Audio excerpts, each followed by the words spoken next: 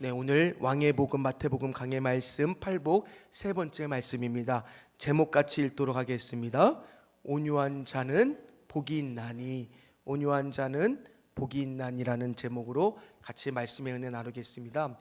제가 지난 시간에도 한번 소개를 해드렸는데요, 이 김우연이라고 하는 분이 온유한 자는 복이 있나니라는 세 번째 다큐 영화를 찍었습니다.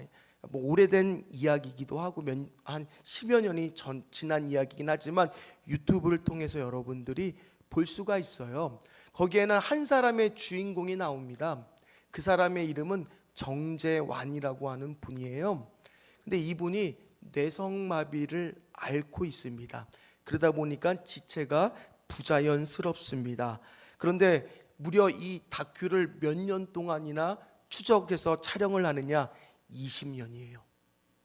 감사해요. 어떻게든 조금은 이제는 좀 놀라주셔서 20년 동안이나 촬영을 순간순간 한 거예요. 그런데 그 20년 동안 어떻게 하나님께서 이 용어를 참고 기다리시며 변화를 시켜주는지가 잘 나와 있는 다큐 영화. 그래서 저자는 이거를 헤븐리, 즉 하늘의 그 천상의 다큐멘터리다, 이렇게 소개를 해주고 있습니다. 이 사람이요, 별명이 뭐냐면 니코틴 정이었어요. 그러니까 담배를 늘 물고 살았던 사람입니다. 그리고 1990년대에 이제 시작을 하는데, 이 사람이 하는 일은 길거리에서 액자를 팔거나 부채 같은 물건을 파면서 하루 벌어서 하루 먹고 사는 정말 가난한 하나의 소시민 같은 사람이에요. 그런데 몸이 아프다 보니까 형편이 쌓여있는 분노가 있어요. 그러니까 입도 굉장히 거칩니다. 욕도 아무렇지도 않게 할 정도로, 그래서 마치 야생의 들개처럼 살던 사람입니다. 근데 그런 사람이요, 한 가지 하나님을 조금씩 만나면서부터 기도 제목이 하나 있었어요. 그 기도 제목이 뭐냐면 시인이 되게 해달라는 기도 제목을 가지고 있었어요. 그러면서 고백을 해요. 자주 섞인 손길로 누가 날 기억하는 사람이 있을까? 나는 혼자인 것 같아. 그렇게 고백하면서 이 김우연이라는 감독한테 물어요. 하나님은 전능하신 분이지? 그럼 나도 나을 수 있을까? 나도 좀 고쳐주실 수 있을까? 나도 몸이 나오면 결혼도 하고 싶고 아이도 낳고 싶고 여러 가지를 할 수 있는 텐데 하나님은 나를 고쳐주실 거야 라고 시작을 하고 있습니다. 사랑하는 성도 여러분, 우리도 마찬가지예요. 특별히 이 팔복을 듣는 수많은 이스라엘 유대 사람들은요, 그 당시에 어떤 사람들이었다고 성경에 나온다고 제가 첫 시간에 말씀을 드렸어요. 귀신 들린 자, 가난한 자, 병든 자, 중풍병자와 간질에 걸렸던 어려운 사람들이 다 예수님 앞에 나오는데, 그 목적은 혹시나 예수님이 나의 병을 고쳐주시지는 않을까, 그런 마음으로 오늘 예수님 앞에 나온 사람들이 많았다라는 거예요. 오늘 우리도 이 자리에 나와 있지만은 때때로 우리 안에 어떤 기대감도 있습니까? 내가 예수님을 믿으면 내 삶이 좀 달라지지는 않을까? 나의 있던 이 아픈 상처와 병도 고침을 받을 수는 있지 않을까라는 기대감을 다 가지고 있지 않으세요? 왜냐하면 팔복이요, 첫 번째 팔복과 마지막 여덟 번째 팔복은 그 끝이 끝나는 게 다 똑같아요. 현재형으로 끝나고 같은 말씀으로 끝납니다. 그런데 오늘 우리가 보는 세 번째 말씀을 포함해서 두 번째부터 일곱 번째 말씀은요, 다 미래형이에요. 그 얘기는 뭐예요? 그 말씀을 선포할 때 듣는 사람들은 다 어떤 거를 가질 수 있는 거예요? 기대와 소망을 갖고 그 말씀에 집중하면서 들었다라는 거예요. 오늘 우리도 이 안에 말씀을 듣는 가운데 다 어떤 마음이 있겠습니까? 기대감이 있을 줄 믿습니다. 제가 이 팔복의 말씀은 딱딱 끊어지는 게 아니라 연결되었다라고 말씀을 드렸어요. 심령이 가난해지면 뭐가 보여요? 나의 죄성이 보여요. 그러면 무슨 고백이 나옵니까? 나는 예수님 없이는 살 수 없습니다. 나는 주님이 꼭 필요합니다. 그런 사람들이 어떤 마음을 그 다음에 갖느냐? 애통하는 마음을 가져요. 근데 그 애통하는 마음은 어떤 마음이라 그랬습니까? 영혼을 품고 기도하는 마음이라 그랬죠. 그러면 그렇게 영혼을 품고 애통하는 마음이 있는 곳에선 반드시 하나님께서 위로를 해주시고, 위로만 해주십니까? 위로를 뛰어넘어 치유와 회복이 임하고 더 나아가 부흥을 꿈꿀 수 있는 곳이 애통하는 기도하는 곳이라고 지난 시간에 말씀드렸죠. 감사합니다. 조금씩 반응이 오기 시작했습니다. 예, 너무 감사드립니다. 그러나 우리가 오늘 세 번째, 오늘 다시 한번 말씀을 한번 읽어보도록 하겠습니다. 같이 읽습니다. 온유한 자는 이 땅을 기업으로 받을 것이며. 그런 사람은 이제 어떠한 사람이 되어가느냐? 애통하는 사람으로 영혼을 품고 기도하는 사람은 점점 온유한 사람이 되어간다는 거예요. 그럼 오늘 말씀을 들으면서 우리는요, 두 가지가 궁금할 겁니다. 그러면 성경이 말하는 온유한 사람이라는 것은 도대체 어떠한 사람인가? 그리고 오늘 말씀에서 말하는 땅을 기업으로 받는다고 했는데 이 땅의 기업을 받는 것은 도대체 무엇을 받는다는 것인가? 이거에 대해서 오늘 우리가 말씀을 통해서 함께 살펴보기를 소망합니다. 사랑하는 성도 여러분, 혹시 온유라고 했을 때 첫 번째 떠오르는 건 어떤 거예요? 좀 착하다, 부드럽다, 좀 화를 안 낼 것 같다, 약간 이런 이미지가 좀 떠오르죠. 그러다 보니까 이 사회생활 하는 데 있어서 너무 착하면 우리 어떤 생각해요? 손해보면서 살 것 같아, 남들이 뭐라 그래도 그냥 참고 이렇게 사는 사람을 말하는 것 같다라고 생각할지도 모릅니다. 그러나 제가 계속 얘기합니다. 팔복은 누구의 성품이라고요? 예수님의 성품이에요. 따라서 이게 선천적으로 착하거나 부드러운 것을 말하는 것이 아니라는 거예요. 타고난 성품을 말하는 것이 아니라 예수님의 성품을 닮아갈 때 나오는 거라는 겁니다. 그래서 이게 얼마나 중요하냐면 성령의 9가지 열매에도 뭐가 있어요? 온유가 있잖아요. 그렇죠? 또 고린도전서 13장에 보면 사랑장이라고 부르는 거기에도 보면 사랑은 언제나 오래 참고, 그 다음에 나오는 게 사랑은 온유하며. 이게 중요하다라는 거예요. 그럼 도대체 온유가 무엇일까? 자, 이미지를 딱 보면은 우리가 머릿속에 기억할 수 있어요. 올해 말의 해라고 가져온 게 아니에요. 저건 뭐냐면 야생마입니다. 야생마가 조련사에 의해서 길들여지는 상태, 그래서 저걸 헬라어로 프라우스라고 하는 것을 뭐라고 말하느냐? 온유다라고는 이미지하고 딱 맞다는 거예요. 그렇잖아요. 우리가 예수 믿기 전에는 갈기만 없었을 뿐 어디도 내 맘대로 막 달려가던 게 저와 여러분 아니었습니까? 당근만 주면은 말을 잘 듣지만 당근만 안 주면 하고 화가 났던 게 우리의 모습이었어요. 그런데 오늘 누구를 만나고 나서, 예수 그리스도를 만나고 나서 가라 그러면 가고 멈추면 멈추고, 힘이 없는 게 아니에요. 말이면 얼마나 힘이 있겠습니까? 그러나 주인의 말에 길들여진 그 상태를 바로 뭐라고 말한다고요? 온유라고 말하는 겁니다. 특별히 이 온유가 가장 먼저 성경에 쓰인 것은 누구에 해당되느냐? 민수기 12장 3절 말씀입니다. 한번 같이 읽도록 하겠습니다. 이 사람 모세는 온유함이 지면의 모든 사람보다 더하더라. 누구한테 쓰여졌어요? 왜? 모세예요. 근데 모세가 우리도 알다시피 그렇게 성격이 착한 사람은 아니잖아요. 젊었을 때 어땠습니까? 자기 민족을 괴롭히는 이집트 사람을 어떻게 했어요? 살인자예요. 죽였던 사람입니다. 심지어 오늘 이 말씀이 있기까지 어떤 일이 있었느냐? 민수기 11장에 보면 이스라엘 사람들이 끊임없이 모세를 찾아와서 괴롭혀요. 고기를 좀 달라고, 물을 좀 달라고, 얼마나 모세가 힘들었는지 민수기 11장 11절에서 15절 말씀에 보면 이렇게 하나님 앞에 고백을 합니다. 어떻게 고백을 하냐? 왜 주께서 나를 이렇게 힘들게 하십니까?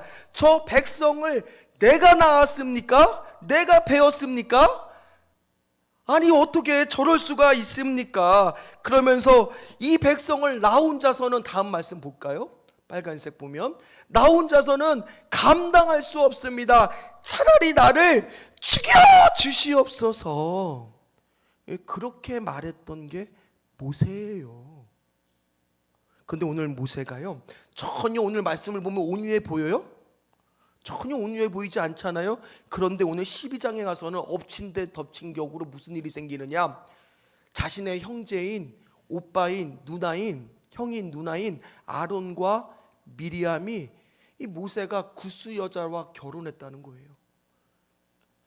십보라와 결혼했다고, 이방 여인하고 결혼했다고, 이미 전에 결혼한 걸 끄집어내서 너만 하나님의 음성을 듣느냐, 우리도 하나님의 음성을 듣는다 하면서 공격을 하는 거예요. 한번 생각해 보세요. 자기의 형제들이에요. 얼마나 더 괘씸했을까?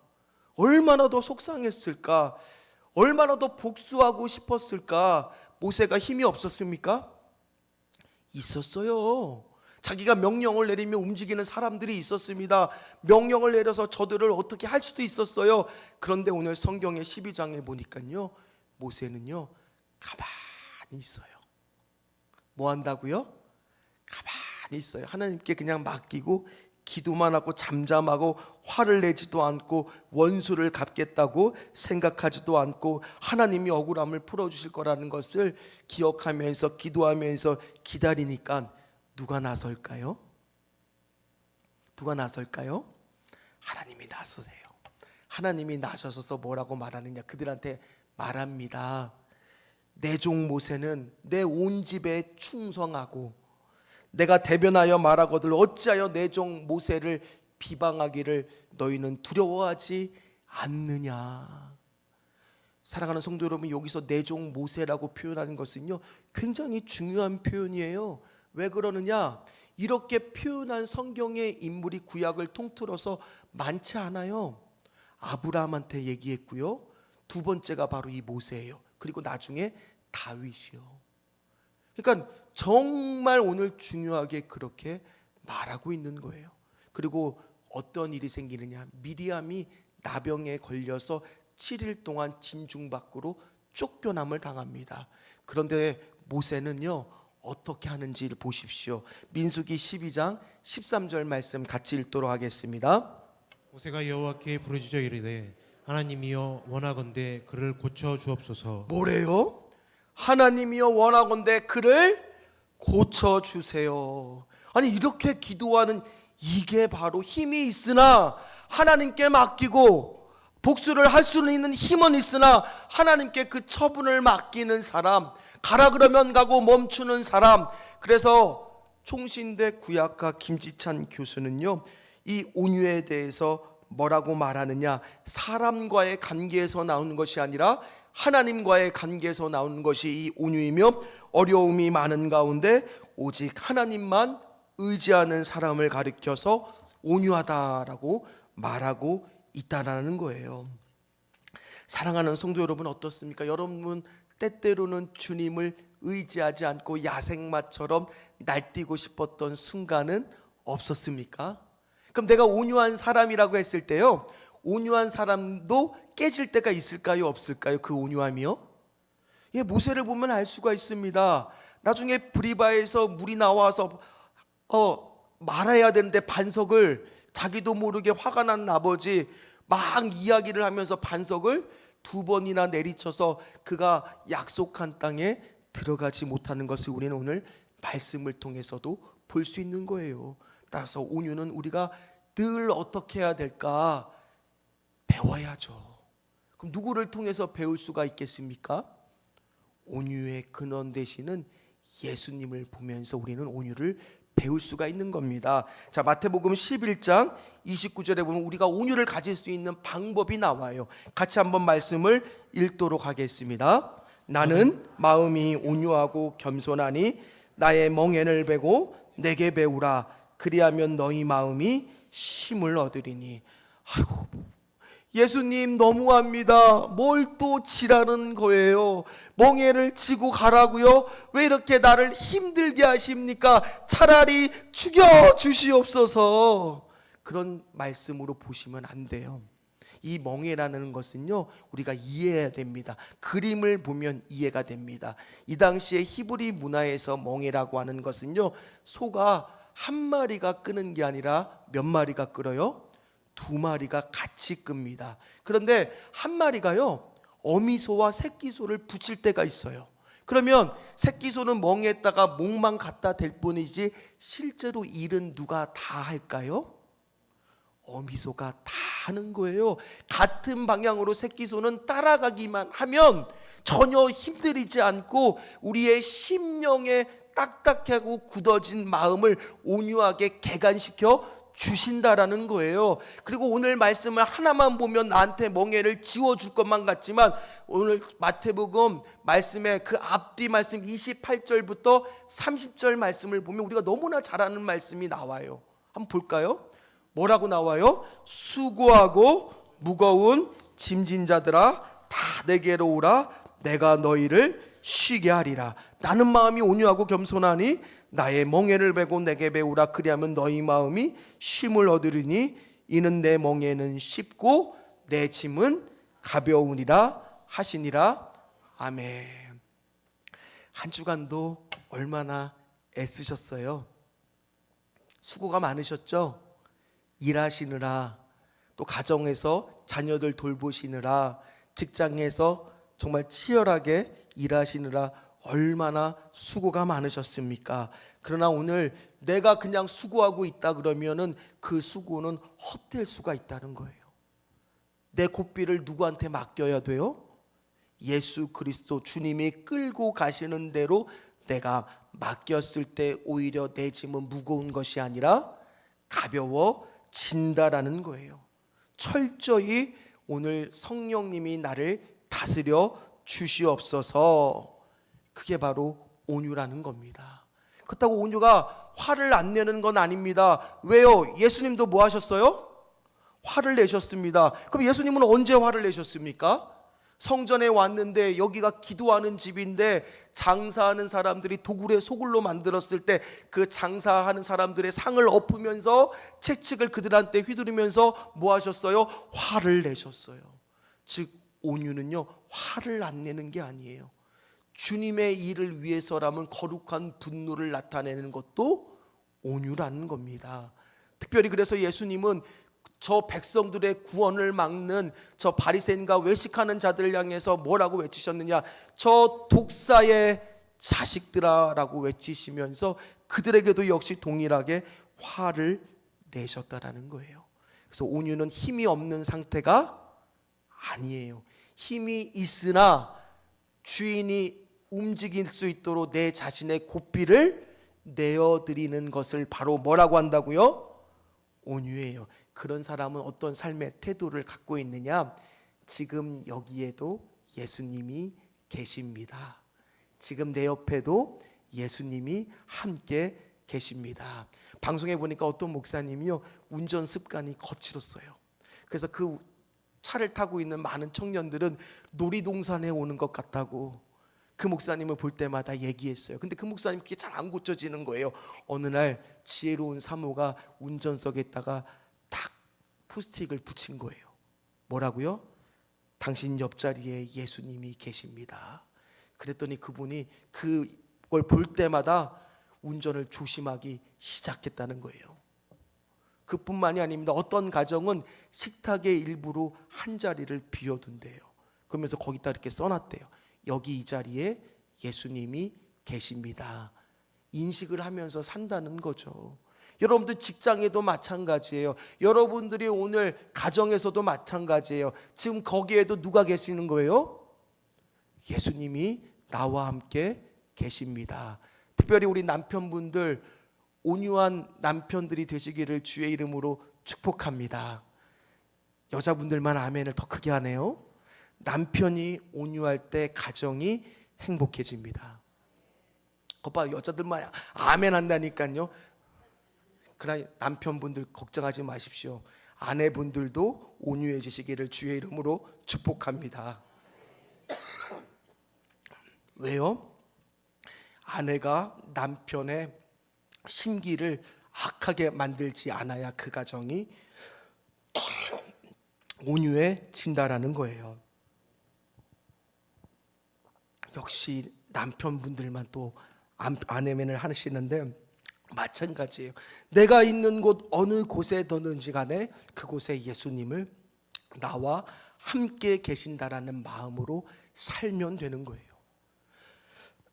그랬을 때 그곳이 온유해진다라는 겁니다. 그러면 그런 곳에 가정에 큰 소리가 날 것 같은 순간에도 그 문구를 보고 있으면 순간 아차, 그렇게 되겠죠. 저희 아내가 아마 저를 제일 많이 쳐다볼 것 같아요. 너나 잘하라고. 저도 잘하려고요. 그러면 오늘 그런 사람이 어떠한 축복을 주시느냐? 뭐를 주신대요? 땅을 기업으로 주신대요. 근데 그 땅은 어떤 땅이냐? 오늘 말씀을 통해 살펴볼 건데, 이왕이면 한국 사람이 팔복 중에서 제일 좋아하는 말씀이 바로 몇 번째 말씀일까요?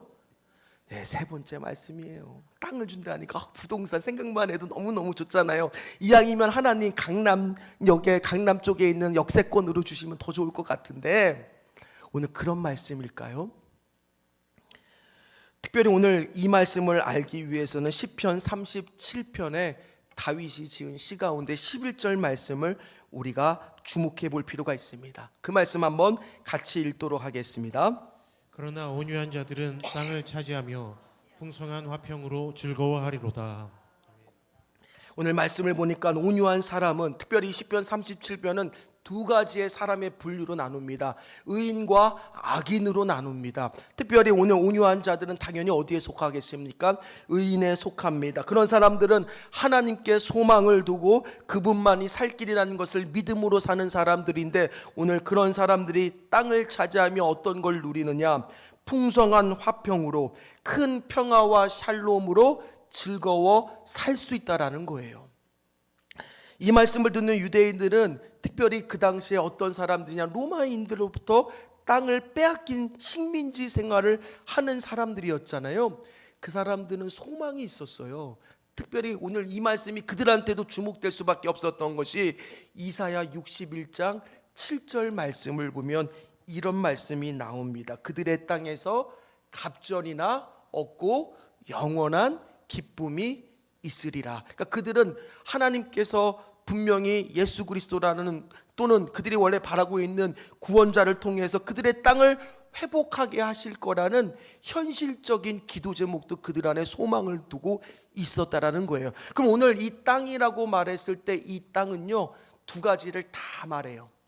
영적인 축복만 말하는 땅이 아니라 현실적인 땅도 말하고 있다라는 겁니다. 그러니 오늘 이 땅을 기업으로 준다고 했을 때 두 가지 복이 다 같이 있는 거예요. 어떤 복이요? 현실적인 물질의 은혜와 축복도 그 가운데 있는 거지만, 또 하나 영적인 은혜와 축복도 그 가운데 있다는 거예요. 그런데요, 오늘 땅을 기업으로 받을 때 그 땅이 중요한 거는요, 죽은 자의 땅이 될 수도 있고 살아있는 자의 땅이 될 수도 있습니다. 저기 신혼부부도 자리에 앉아 있지만요, 한번 생각해 보세요. 예를 들어서요, 우리가 자녀들을 다 놓고 했을 때 자녀들이 다 좋은 배우자를 만나서 결혼하기를 다 원하시죠? 또 좋은 대학을 가기를 원하시잖아요. 또 좋은 직장을 잡기를 원하시잖아요. 그런데 우리가 어릴 때부터 아이를 키우는데 이 아이가 신앙이 아니라 너 좋은 대학을 가야 되고 좋은 직장을 잡아야 되고 좋은 배우자를 얻어야 된다고 하면서 늘 성적과 대학, 직장, 결혼 앞에서 하나님보다 앞세워 그 땅을 차지한다고 생각해 보세요. 그럼 그 땅을 차지는 할 겁니다. 그런데 그 땅은 살아있는 자의 땅일까요? 죽은 자의 땅일까요? 막상 대학을 쫓아서 열심히 좋은 대학에 갔는데 대학에 가니까 주님을 떠납니다. 직장이 바빠서 주님을 떠납니다. 결혼하면서 믿음을 떠납니다. 그러면 그 땅을 차지한다는 것이 좋은 일일까요? 우리는요, 민수기와 사사기 말씀을 금요철야와 주일 저녁 예배 때 보고 있습니다. 이스라엘 사람들한테 똑같이 현실적인 땅 분배를 12지파별로 숫자대로 했습니다. 그런데 문제는 아직 땅이 그들의 것이 아니었어요. 땅 분배는 했지만 그들이 직접 가서 정복해야 할 땅이었습니다. 그런데 이스라엘 사람들이 어떻게 하느냐? 그곳 사람들하고 어울리기 시작합니다. 그들을 다 쫓아내지 못합니다. 그들을 노예로 삼는 게 경제적인 이득이라 노예로 삼습니다. 그러니 어떤 일이 벌어집니까? 나중에 도리어 그 땅이 이스라엘 민족을 삼켜버립니다. 영원히 쫓아내지 못하게 됩니다. 그러면 그 땅은 산자의 땅일까요? 죽은 자의 땅일까요? 오늘 우리에게도 마찬가지예요. 하나님이 주시는 땅들이 있습니다. 근데 그 땅을 기업으로 삼기 위해서는 산자의 땅이 되어야 될 줄 믿습니다. 특별히 디모데 전서 5장 6절 말씀을 보니까요, 살아있으나 죽은 자들이 있대요. 향락을 좋아하는 자들은 살아있으나 죽은 자들이에요. 그런 사람들이 아무리 많은 땅을 차지한들 그곳은 죽은 자의 땅이 된다라는 거예요. 반대로 그러면 무슨 자의 땅도 있어야 돼요? 산자의 땅도 있어야 되잖아요. 시편 27편 13절 말씀 한번 같이 읽겠습니다. 내가 산자들의 땅에서 여호와의 선하심을 보게 될 줄 확실히 믿었도다. 아멘. 그러니까 산자의 땅에서 일어나는 일들은 뭐예요? 하나님을 바라보는 거예요. 결혼을 통해서도 하나님을 바라보는 거예요. 직장을 통해서도 내 짐을 주님께 맡기는 거예요. 하나님을 그곳에서 뵙는 거예요. 하나님하고 동행하는 거예요. 하나님의 선하심을 맛보아 경험하는 곳이 여러분들의 가정이 되고, 여러분들의 직장이 되고, 여러분들의 자녀가 되고, 여러분들이 머무는 곳이 될 때 그곳은 무슨 땅이 되는 거예요? 죽은 자들의 땅이 아니라 산자의 땅이 되는 거예요. 그런 사람이 나중에 뭐도 받느냐? 이 요한계시록에 나오는 새하늘과 새 땅, 영원한 땅. 이게 사실은요 되게 좋은 용어인데 누구 때문에 참 쓰기가 어려워요. 새하늘과 새 땅, 신천지요. 이 사람들 때문에. 이게 성경적인 용어예요. 주님이 약속하신 새하늘과 새 땅에 살게 된다라는 거예요. 근데 우리는 어떻게 살 때가 많아요? 이 땅의 것들만 볼 때가 너무 많다는 거예요. 이 땅만 바라보고 살 때가 너무 많다는 겁니다. 말씀을 마무리하도록 하겠습니다. 뒤에 조명 좀 다시 좀 꺼주시고요. 그럼 앞에서 우리가 첫 번째 소개했던 이 정재환이라고 하는 사람은 고침을 받았을까요? 변했을까요? 영상을 통해서 한번 같이 1분짜리거든요. 살펴보도록 합니다. 허무한 시절 지날 때 깊은 한숨 내쉴 때 그런 풍경 보시며 단식하는 그 후부터 재환이는 놀랍게 변했습니다. 그가 가는 곳마다 글로리 전 영광의 땅이라고 외치는 거예요. 삶이 바뀌진 않았어요. 똑같이 광화문 쪽에서 길거리에서 물건을 팝니다. 달라졌어요. 언어가 달라졌어요. 그 자리에서 이곳에 지나는 모든 사람을 향해 기도하기 시작했습니다. 저기 지나가는 모든 만나소서. 어제 이거 영광의 땅에 대달라고 선포하기 시작했어요. 내가 있는 그곳에서 나를 통하여 주님의 영광이 드러나게 해달라고 기도하기 시작했어요. 허무한 시절 그러면서 그가 외쳤던 말이 뭐냐면 글로리 존이에요. 영광의 땅. 그러면서 그는 에베소서 말씀을 받았어요. 에베소서 말씀 2장 10절 말씀이 뭐냐? 그가 만드신 바라. 그게 바로 뭐냐 하면 포이에마예요. 다른 뜻으로 하면 해석하면 걸작품이라는 뜻이에요. 그는 자신이 하나님의 걸작품이라는 것을 고백합니다. 그의 입술에서 고백을 해요. 그는 고침을 받았을까요? 뇌성마비라는 병은 해결이 되지 않았지만 저는 믿어요. 그는 고침을 받았다고. 그의 입술이 달라지고 그의 고백이 달라지는 순간 그의 삶이 달라지기 시작했습니다. 그는 열방을 향해서 품고 기도하는 사람이 됐어요. 그래서 영상을 보시면 직접 이스라엘에 가서 복음을 전하는 일에 그가 부족한 몸을 이끌고 가서 열심으로 복음을 전해요. 그것뿐만이 아닙니다. 자신이 그렇게 어렵게 모은 돈, 그 당시만 해도 500만 원이 작은 돈이 아닌데 큰 돈을 구제하는데 기꺼이 하나님 앞에 내어놓습니다. 그는 온유한 자가 되었습니다. 그리고 그가 기도한 기도 제목이 있습니다. 뭐였는지 혹시 기억나세요? 시인이 되게 해달라고 기도했었어요. 그가 시집을 냈어요. 그가 쓴 시 몇 가지를 제가 말씀을 드릴게요. 여호와께서 나의 몸 완전히 펴주실 거라고 약속하셨다. 그 다음이요.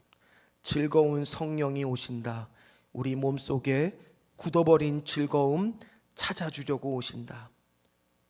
내가 죽지 않고 살아서 여호와의 영광을 선포하라.